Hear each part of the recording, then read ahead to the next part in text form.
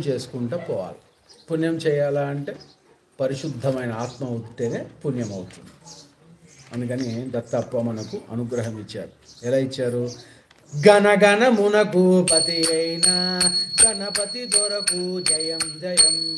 గణగణమునకు పతి అయిన జయం జయం.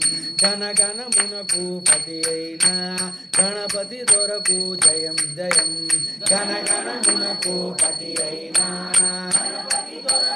జయం జయం. గణగణమునకు పతి అయిన గణపతి దొరకు జయం జయం. గణగణమునకు పతి అయిన జయం జయం. గణం గణం గీత గణగణం అణువుల జీవుల గణం గణం. గణం గణం గీత గణగణం అణువుల జీవుల గణం గణం. గణగణమునకు పతి అయిన గణపతి దొరకు జయం జయం. గణగణమునకు పతి అయిన జయం జయం. గణగణమునకు పతి అయిన గణపతి దొరకు జయం జయం.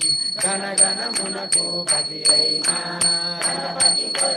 జయం జయం. మూలాధారము జీవగణం